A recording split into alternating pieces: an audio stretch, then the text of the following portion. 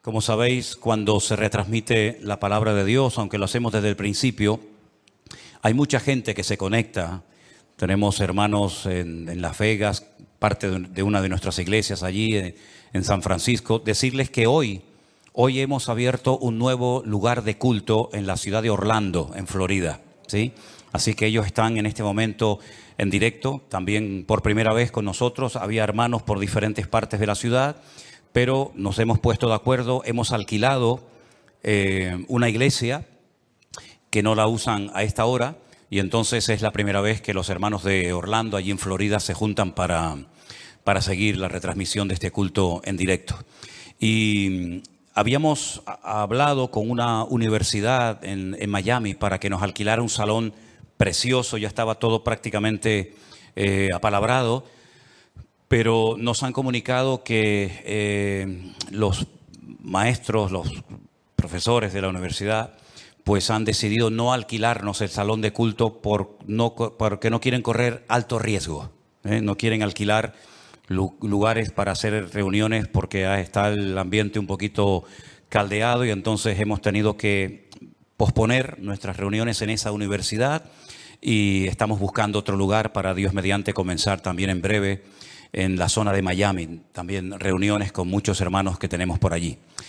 Y quisiera que en esta tarde, pues como siempre les pido, ¿no? Y como siempre veo que es así, estemos muy atentos a la palabra que voy a compartir con ustedes en esta tarde, que va también un poco en la línea y en la temática de los últimos mensajes, puesto que estamos viviendo tiempos muy interesantes, Y solamente la palabra de Dios es nuestra fuente fidedigna de información, y a ella nos ceñimos sabiendo que Dios todo lo que quiere que sepamos lo ha revelado y escrito en su palabra.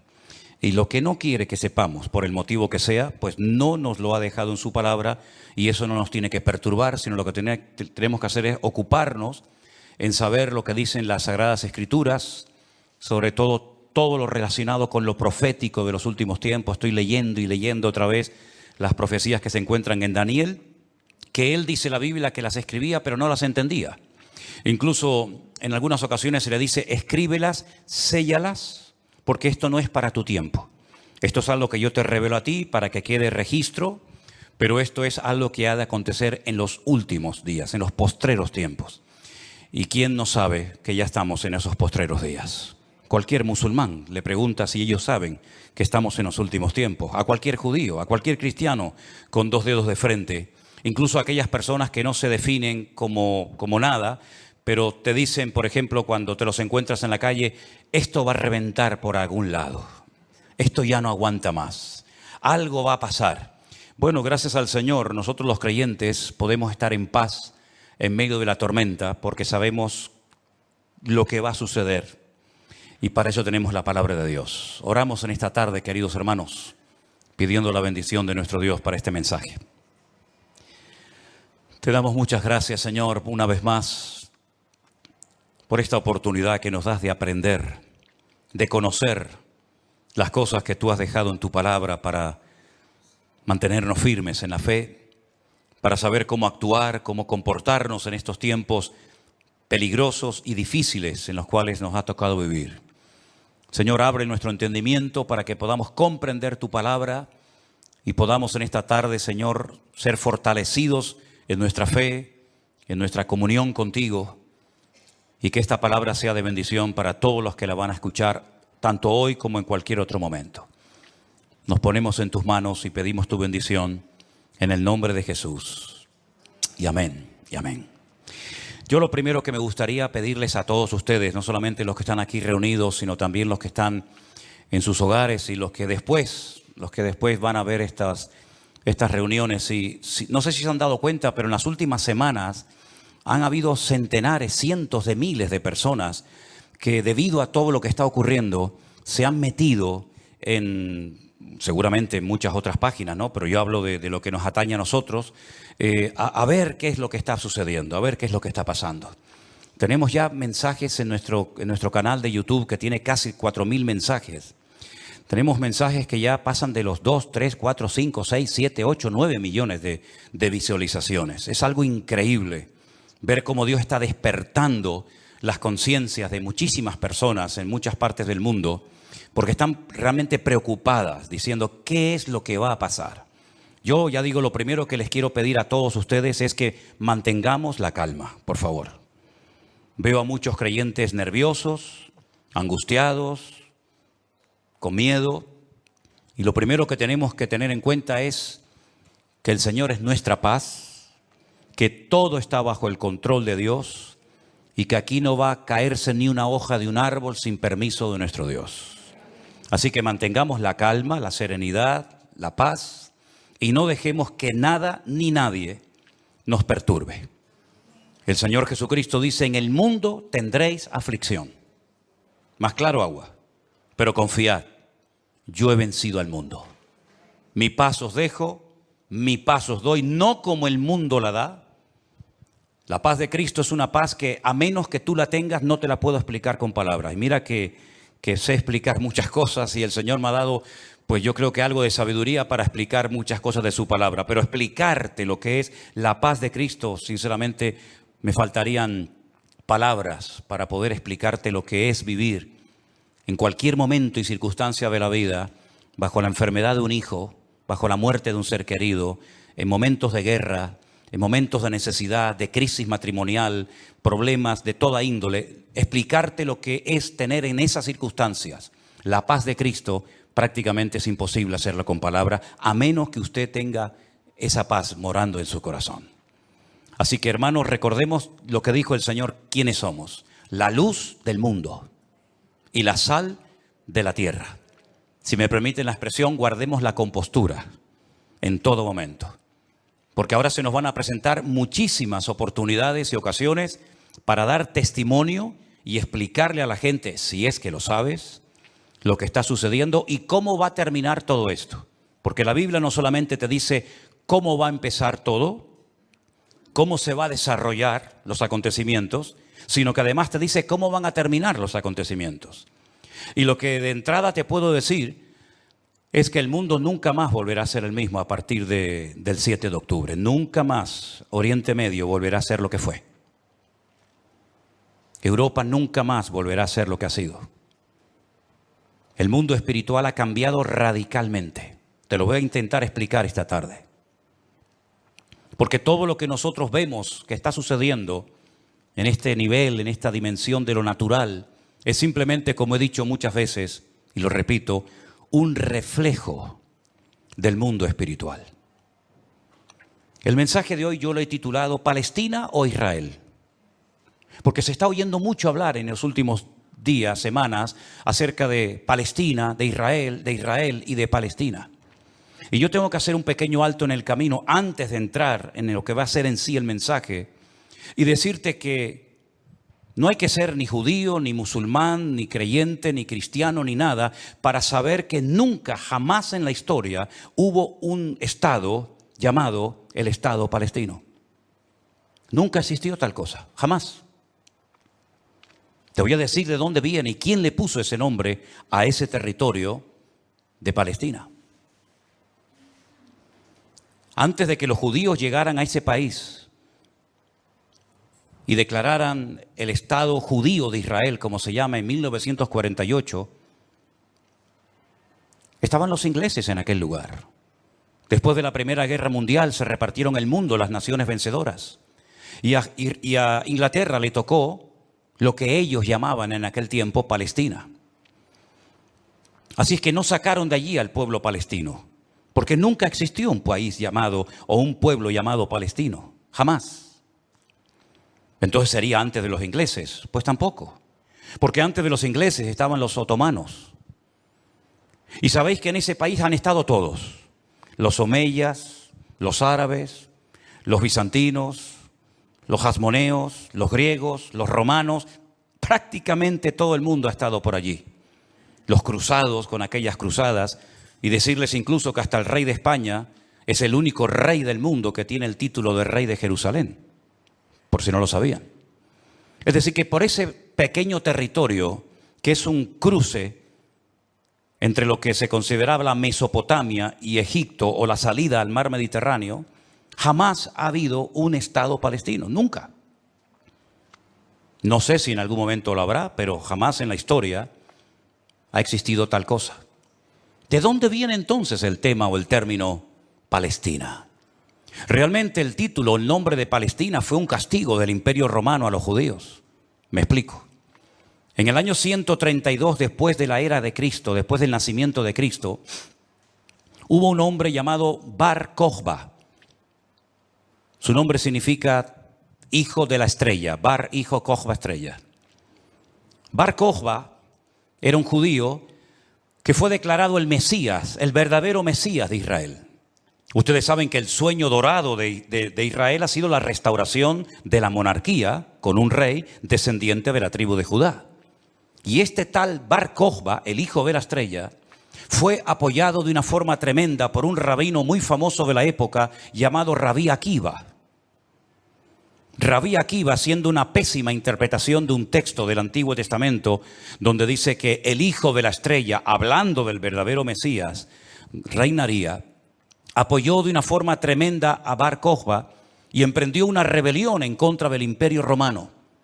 Y durante un par de años logró crear, entre comillas, un pequeño, país independiente que era la región o la provincia del sur de Judea. Los romanos no le iban a permitir ni a Bar Kokhba ni a nadie que pisotearan a Roma, que humillaran a Roma. Y entonces emprendió una matanza, una guerra terrible contra este líder religioso político y lo desmenuzaron. En aquellas guerras se cuenta que murieron más de 580.000 judíos. Una barbaridad. 580.000 judíos perdieron la vida, incluido el Bar Kokhba este. ¿Por qué se produjo esta rebelión? Bueno, hay varios factores, varios motivos. El primero es porque el Imperio Romano había prohibido practicar la Brit Milá, el pacto, la circuncisión. No se podían hacer circuncisiones en Israel y sabéis que eso es algo sagrado, incuestionable. No se negocia el circuncidar sí o no a un varón. Eso es algo que nadie cuestiona. Incluso los judíos ateos lo hacen con sus hijos. Todos lo hacen. Sean creyentes, practicantes o no. Y eso estaba prohibido. Estaba prohibido la celebración del Shabbat, el día de reposo para el pueblo de Israel en aquel tiempo. Estaba prohibido enseñar Torah, enseñar la ley de Moisés, celebrar las fiestas. Y para colmo, como ya Jerusalén había sido destruida, totalmente destruida en el año 70 por el hijo del emperador Vespasiano, Tito, la destruyó y cumplió la profecía que Cristo había dicho en Mateo capítulo 24. ¿Veis todo esto? No quedará piedra sobre piedra que no sea destruida. En el año 70 se cumplió literalmente esa palabra profética que Cristo le había dicho a sus discípulos y que la encontramos en Mateo 24.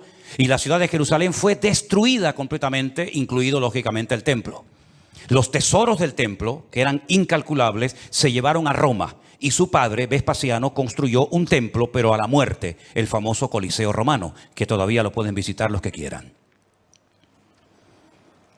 Y para hacer una conmemoración de esta victoria, entrando o muy cerca del Coliseo Romano está el Arco del Triunfo de Tito, por donde les desfilaron las legiones romanas, humillando a los judíos que se los llevaban por miles y centenares a Roma para ser lanzados al circo romano, crucificados, etcétera, etcétera. No solamente ocurrió eso, sino que para más INRI, para más humillación, lo que hizo el emperador Adriano fue cambiarle el nombre a la ciudad de Jerusalén. Subió a lo alto de donde estaba el templo, que es el monte Moriah, donde actualmente está el Domo de la Roca, y al lado la mezquita famosa de Al-Aqsa. Y allí puso un templo a Júpiter, una de las divinidades más adoradas y queridas de Roma. Y le cambió el nombre de Jerusalén por Aelia Capitolina. Y ese fue el nombre que le pusieron. Esto fue una humillación tan grande que no pudieron soportar semejante humillación parte de la tribu de Judá que estaba todavía en aquel tiempo allí, que decidieron emprender una rebelión en contra de Roma. Y en el 132, este hombre, Bar Kokhba, se atrevió a plantarle cara al Imperio Romano. Y durante un par de años tuvo, éxito, pero finalmente fue despedazada y arrasada completamente ese país. El rabino que la apoyó Rabí Akiva lo llevaron a Cesarea la Marítima. Digo la Marítima porque sabéis que en los tiempos de la Biblia había dos ciudades que se llamaban Cesarea, Cesarea de Filipo al norte y Cesarea la Marítima al lado del mar Mediterráneo. Y allí con peines de hierro al rojo vivo le arrancaron toda la piel y lo torturaron hasta la muerte a Rabí Akiva. Y ya se acabó cualquier otra posibilidad de rebelarse, de levantarse contra el Imperio Romano. Queda un pequeño reducto de judíos, rebeldes, pero bueno, ese es tema para otro día. Y entonces, para humillar más a ese país, para que nunca nadie pudiera recordar que un día hubo una ciudad llamada Jerusalén, que ahora se iba a llamar, ya hacía años que se llamaba Elia Capitolina, al país se le puso Filistea, tierra de filisteos. Y de ahí viene la palabra, el origen de la palabra Palestina. Fue un castigo de Roma a los judíos para que nunca más nadie pudiera echar de menos un país llamado Israel. Y esa es la historia del nombre Palestina. Y por allí, ya digo, han pasado todas las civilizaciones, culturas, religiones, imperios, cruzados, etcétera, etcétera. Pero nunca, a pesar de que Roma le puso a ese país Palestina o tierra de filisteos, jamás hubo un estado propio, gobernado, libre, independiente, llamado el Estado de Palestina. Jamás lo ha habido, nunca. Y no hay ni que ser cristiano para entender esto. Cualquier persona lo sabe perfectamente. Por lo tanto, cuando hace unos días un señor dijo que Jesús era palestino, yo le pediría a los que son de ese país que se pongan en contacto con su embajador o con su presidente y le corrijan a este señor, porque Palestina no existía en la época del Señor Jesús. Hay que decirle a este señor que Jesús era de la tribu de Judá. Su padre y su madre, que están sus árbol genealógico en la Biblia, Mateo capítulo 1, Lucas capítulo 3, eran descendientes de la tribu de Judá, que a su vez estaba entroncada con la casa real del rey David. ¿Y quién era David? Era de la tribu de Judá. Su papá se llamó Isaí. El padre de Isaí fue Obed. El padre de Obed fue Booz. Y Booz era el hijo de Rahab, que se casó con Salmón, que era del pueblo de Israel. Por lo tanto, Jesús era judío. Por eso lo circuncidaron a los 8 días. Por eso subía a Jerusalén 3 veces al año, para celebrar las fiestas que la Torá de Moisés indicaba que tenían que subir a Jerusalén. Por eso Jesús nunca fue a una mezquita. Siempre fue a sinagogas. Porque ni siquiera las mezquitas, el Islam, existía en la época de Jesús. Sino que tendrían que pasar más de 600 años, más de 6 siglos y medio, hasta que naciera el Islam. Que por cierto significa sumisión. ¿A quién? Lo interesante es que el Señor Jesucristo, cuando es juzgado por sus enemigos, en este caso los romanos, el que lo sentencia a muerte, ordena poner encima de la cruz un título escrito en 3 lenguas: latín, griego y árabe. Si ustedes me dejan que siga, tienen un problema, porque he dicho un disparate y ustedes no han dicho nada. Y ustedes no tienen que permitir que yo ni nadie diga disparates en este púlpito. Eso es. Entonces corríjame cuando digo algo mal, no tengan miedo. El Poncio Pilato dijo: de encima de su cruz tienen que poner un cartel en latín, el idioma de los romanos, en griego, la lengua internacional de la época, y en hebreo, que es el idioma que habla este pueblo, que diga: Jesús Nazareno, rey de los judíos. No dijo rey de los palestinos, no dijo rey de los árabes, dijo rey de los judíos, que eran los que vivían allí. Porque dice Juan capítulo 1 que a los suyos vino y los suyos no le recibieron. Y los suyos eran judíos que estaban viviendo en aquel momento bajo la opresión, bajo el yugo del imperio más terrible que jamás ha existido y el más longevo, que fue el imperio de Roma. Así que de ahí viene todo esto del nombre Palestina y filisteos y todo esto, queridos hermanos. Pero nunca, repito, ha existido un Estado palestino. Cuando en 1948 las Naciones Unidas decidieron partir el país en 2, Israel dijo: estamos de acuerdo. Si los árabes que en ese momento habitaban en ese país, que la mayoría eran de origen jordano, el país que estaba al lado, porque no sé si saben que, por ejemplo, la explanada de las mezquitas arriba, en el monte Moriat, en el monte de Moriat, eso está bajo protectorado de Jordania. Y cuando tú ves a los ancianos caminando por las calles de la ciudad vieja de Jerusalén, la mayoría de ellos llevan un pañuelo de cuadraditos blancos y rojos, que es el pañuelo de Jordania. Porque Palestina no representa a nadie, sino ellos eran de origen jordano, ¿verdad?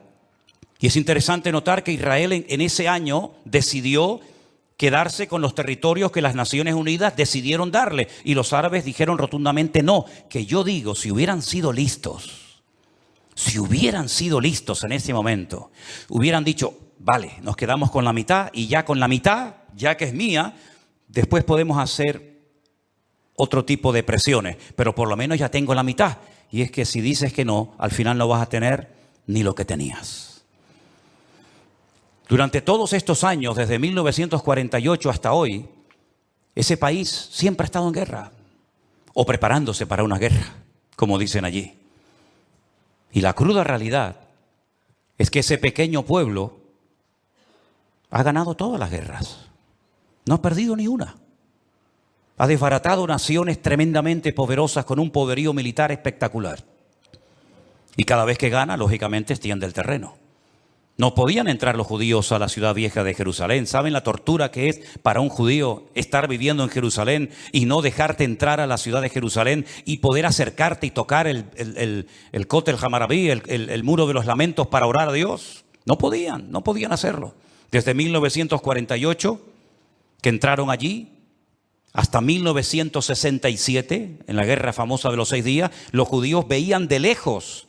Por eso cuando ustedes van a Jerusalén se van a dar cuenta que las casas que están más en alto son las que le permitían al judío poder ver el monte del templo, porque no podían acercarse a tocarlo, ni a mirarlo.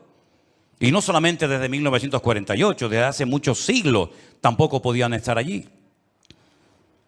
Y al final recuperaron la ciudad de Jerusalén. Pero todas y cada una de estas guerras siempre ha cambiado la atmósfera, el mundo espiritual, siempre.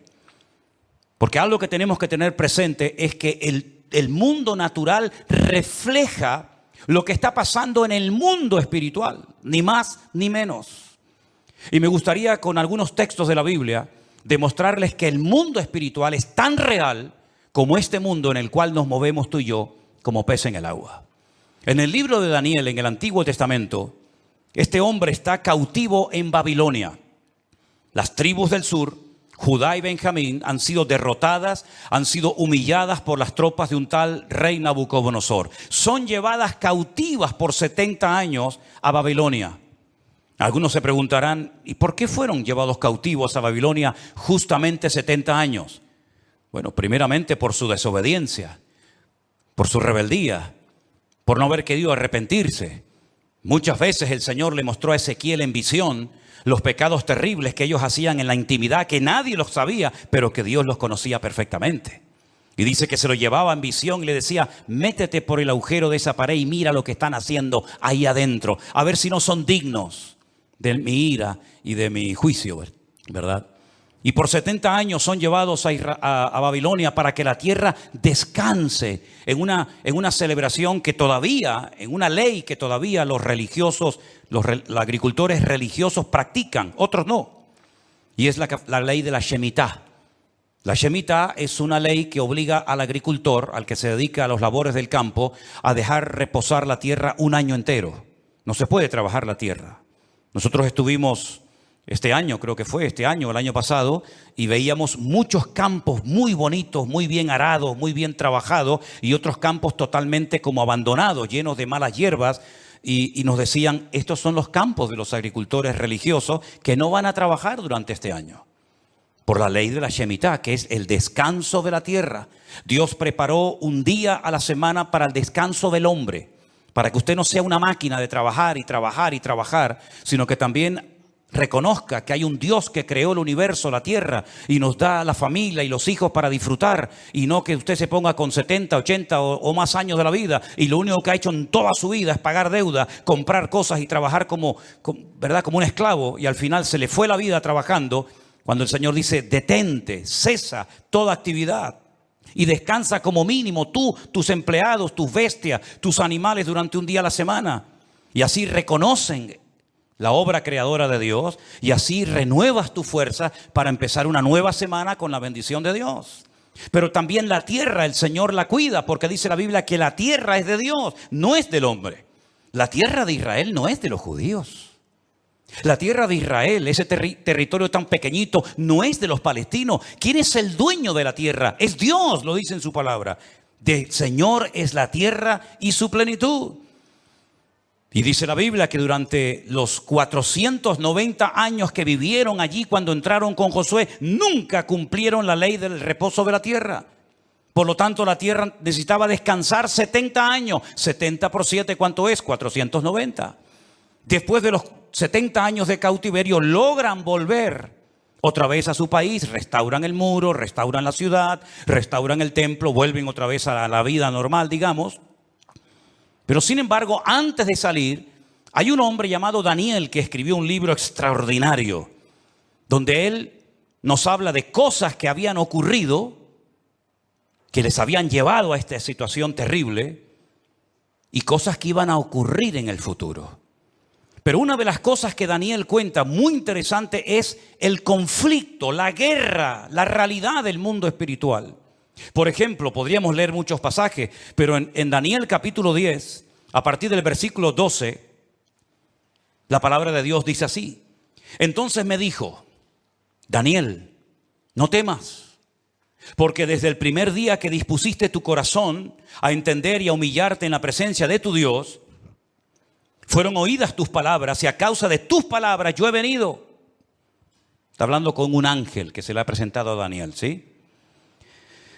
Mas el príncipe del reino de Persia se me opuso durante 21 días. Pero he aquí Miguel, uno de los principales príncipes, vino para ayudarme y quedé allí con los reyes de Persia.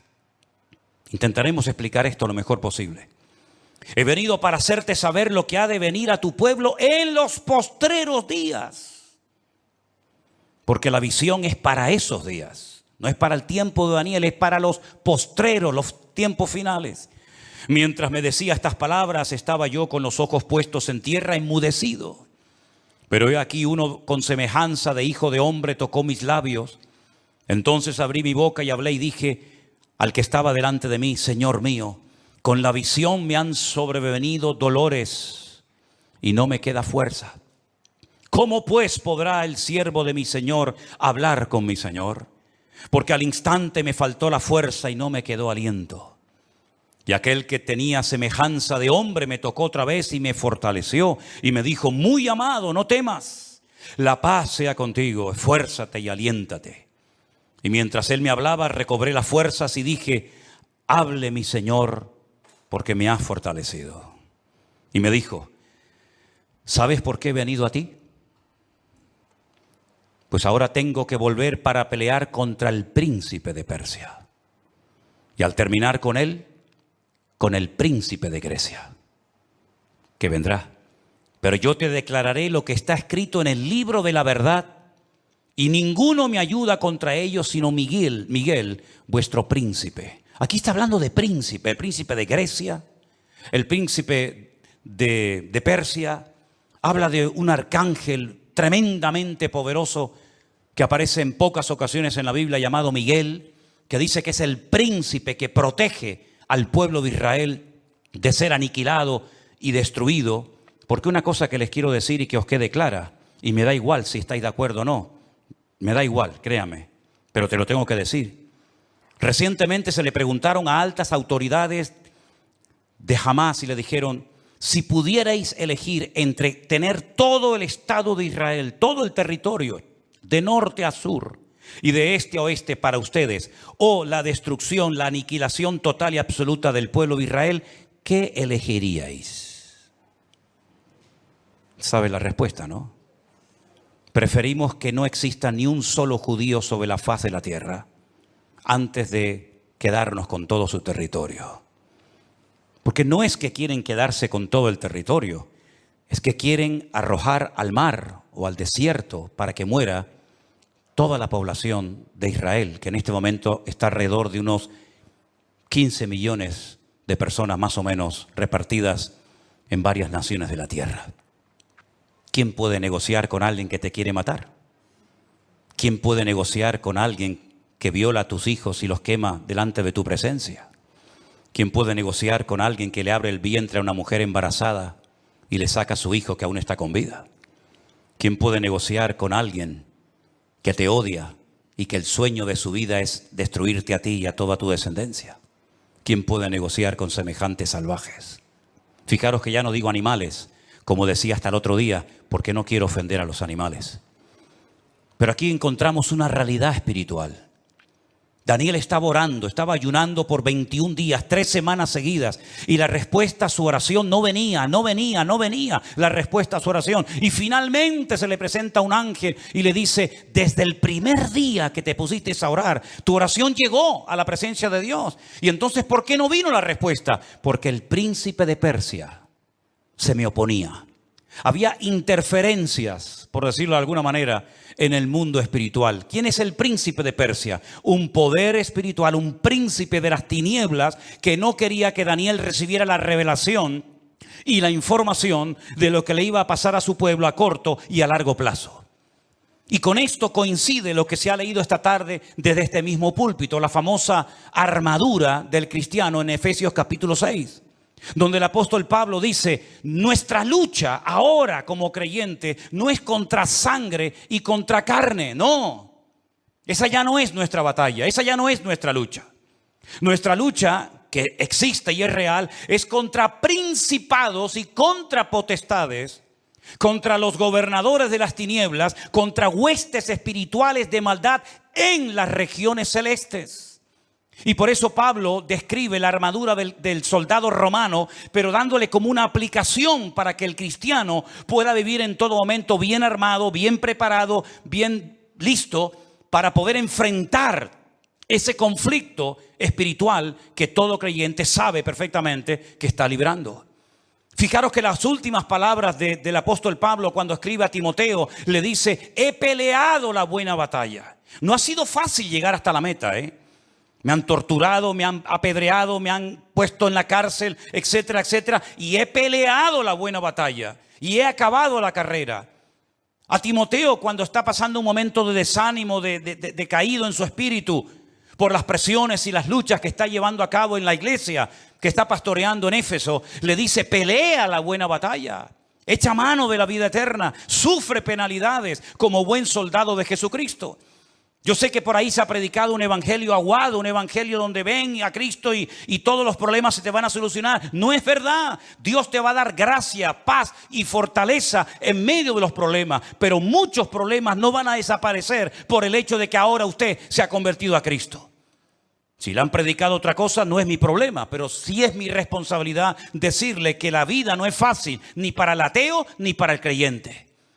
Y dice la Biblia que cuando sale el sol calienta buenos y calienta malos. Y cuando hay guerras mueren buenos y mueren malos. Y cuando hay un naufragio mueren cristianos y mueren ateos. Y cuando hay un atentado, cuando hay un terremoto o cuando hay un tsunami, mueren cristianos, mueren blancos, mueren ricos, mueren todos. Porque es parte de la vida. Pero en medio de las tormentas y sufrimientos de la vida, nosotros sabemos que el Señor está a nuestro lado. Y eso es lo que nos da la fuerza para decir: Dios está conmigo porque yo sé en quién he creído. Miren a Job, y no me quiero ir del tema, pero miren a Job, un hombre que perdió a sus hijos, un hombre que perdió su salud, un hombre que perdió su patrimonio, toda la vida trabajando para tener 4 cosas y en un día las perdió todas, como le puede pasar a cualquiera, ¿o no?